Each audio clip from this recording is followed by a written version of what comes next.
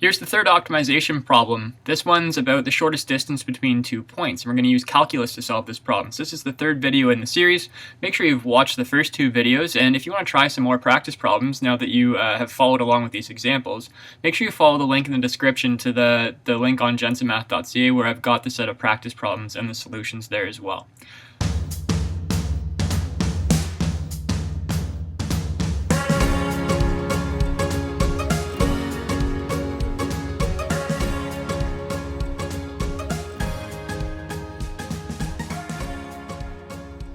Ian and Ada are both training for a marathon.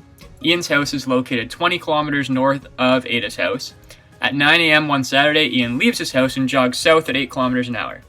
At the same time, Ada leaves her house and jogs east at 6 kilometers an hour. When are Ian and Ada closest together, given they both run for 2.5 hours? So our time is somewhere between 0 and 2.5. So it's good to understand our domain. So the time is between 0 and 2.5 hours.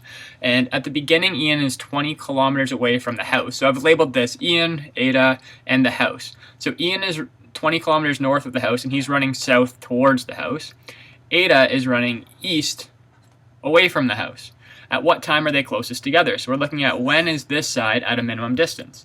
So it'll be helpful if I show you the Desmos demonstration of this so you can actually see Ian and Ada moving and how that length between them is going to change based on time. So here's the Desmos demonstration. Let me move back to the beginning. So notice Ian, he's up here, Ada's down here at her house. So at time equals 0, Ian is 20 kilometers away from Ada. As time progresses, Ian and Ada are both moving. Ian at 8 kilometers an hour and Ada at 6 kilometers an hour, but they're both moving. Ian south towards the house and Ada east away from the house. And we're interested in at what time in that interval between 0 hours and 2.5 hours are Ian and Ada closest together. Notice at 0 hours, they're 20 kilometers apart, and at 2.5 hours, they are 15 kilometers apart. And I know this because in the 2.5 hours, Ian will have ran 2.5 hours times he runs 8 kilometers an hour. So 2.5 times 8 is 20. So he'll have run that full 20 kilometers to Ada's house. In that same amount of time, 2.5 hours, Ada runs 6 kilometers an hour. 2.5 times 6 is 15, so it should be 15 kilometers away from her house. So at the very beginning, before we start, they're 20 kilometers apart. At the end, they're 15 kilometers apart. We want to figure out at what time are they closest together. So we're going to have to develop a function that defines the length of this line, and then use that function. We're going to use calculus to figure out the minimum value of that function. So we're going to use derivatives and our understanding of calculus to be able to solve this problem. So we first have to come up with a function that defines the length of this side. And notice this is a right triangle. So for any right triangle, we know that the sum of the squares of the legs is equal to the square of the hypotenuse, right? Pythagorean theorem, a squared plus b squared equals c squared. So let's come up with an expression for each of these sides. Well, the distance Ada is from her house, she runs 6 kilometers an hour, so her distance based on time is going to be 6 times t, right? In 1 hour, she'll be 6 kilometers away. In 2 hours, she'll be 12 kilometers away because she runs 6 kilometers an hour.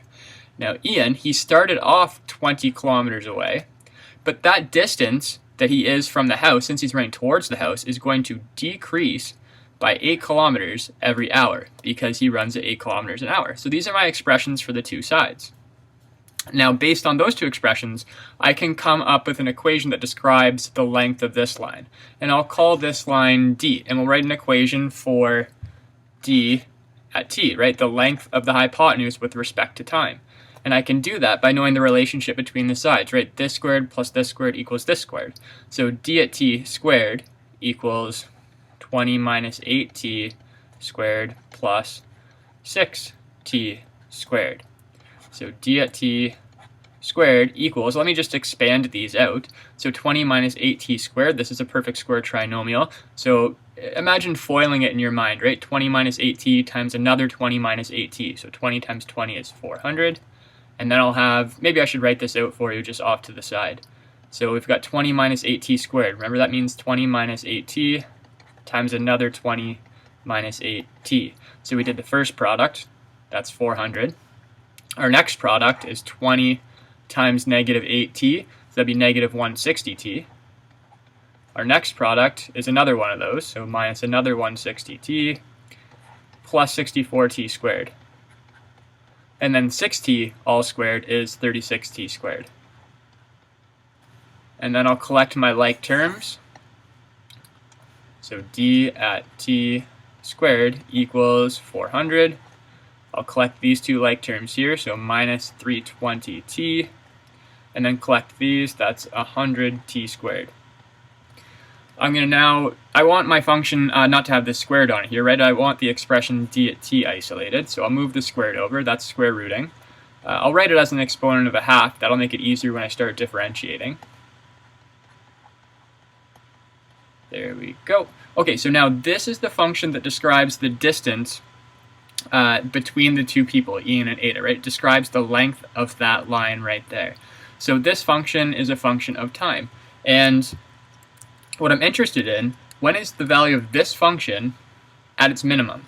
So let me show you what that function looks like in Desmos. So here's the function here, this black function here. I'm interested, when is this function at a minimum? So notice when it's at a minimum point, it's going to have a horizontal tangent, right? If I was to draw a tangent to that point, it would be horizontal. So how can I find that algebraically? I can find the first derivative, so d prime at t, and then set that to 0 and solve, because we know at a minimum point it's going to have a horizontal tangent. So let's set this to 0, and so let's find the derivative, then set it to 0 and solve. So I'll use chain rule. So I will bring the exponent down, write it as the coefficient, leave the base exactly as it is, reduce the exponent by 1, so a half minus 1 is negative a half, and then multiply that by the derivative of the inside function, right? We have to do chain rule. So the derivative of the inside function would be negative 320 plus 200t. And then, since this has a negative exponent, I can move that to the denominator of my function, so d prime at t. In the numerator, I've got a 1, and I've got this negative 320 plus 200t. And in the denominator, I'm taking this whole power that has the negative exponent, moving it to the denominator with the 2, and that will make the exponent become positive. Plus 100t squared, now to the power of positive a half, since we moved it to the denominator.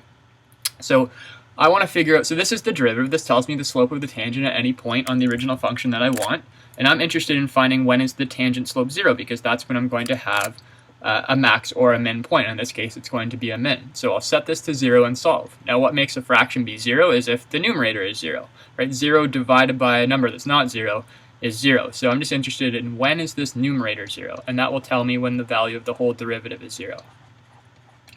So if we solve this function, we just move the 320 over,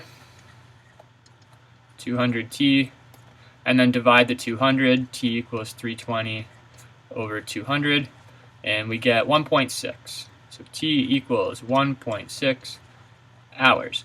And now we can verify that what we found, okay, so we know at the point when time is 1.6 on the original function, there's a horizontal tangent. We can verify it's a max or a min by doing the first or second derivative test. I'm not actually going to do those, but I'll show you what I'm talking about. So I have the derivative calculations here. So at 1.6, this is the minimum distance they ever are apart. So I've got it calculating. The smallest distance they ever are apart is 12 kilometers. If we look at this value, let's pay attention to that value of 12 right here. This is the value of the original function at any time. So when time is 0, they're 20 kilometers apart. As we move closer to 1.6 hours, the distance they are apart is decreasing. And once I get to 1.6, notice they are at a distance of 12 kilometers apart. And then after 1.6 hours, their distance starts going back up. Now it's above 12. So 12 was the smallest distance they ever were apart, and that happens when time is 1.6. If we want to do the first derivative test, we could look at a point before 1.6. Notice the first derivative is negative. That tells us the function has a negative tangent slope before 1.6, which means it's decreasing. Look at a point after 1.6, and then the first derivative is positive. That tells us on the original function at a point after 1.6. Actually, let me get to label this point for you. There we go. The point's there for you now.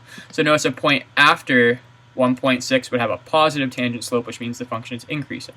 So negative first derivative before 1.6, positive first derivative after 1.6. That means the function went from decreasing to increasing, which means it's a local min point at 1.6. Second derivative test, we could just look at what's the value of the second derivative at 1.6. And notice it's 8.3. That's positive, which means the function is concave up, which means the original function has a min point when time is 1.6. What we're actually going to do here, we could also have verified this just by checking the endpoints and our critical number. So this is what we call a critical number. A 0 of the first derivative is a critical number. So all we have to do is test endpoints and critical numbers, and then we can verify that what we have found is the minimum distance they ever are apart. So D at 0, D at 1.6, and D at 2.5. So if we plugged each of these numbers into the original distance equation that we did, so if we did D at 0, right, that was 20, D at 2.5, that was 15, and D at 1.6 is 12, and these are all in kilometers. And we can get all of these by plugging it into the original, and I also showed you each of these values. So this is the original distance function here.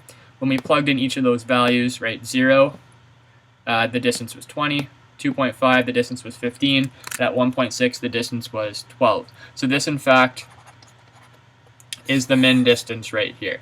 So Ian and Ada are closest together. I won't write the sentence, but our final answer would be they are closest together at a time of 1.6 hours, and they are 12 kilometers apart at that time. Okay, so that's the end of the third optimization problem. Make sure you've subscribed to the channel. Make sure you follow the link in the description to try some more practice problems.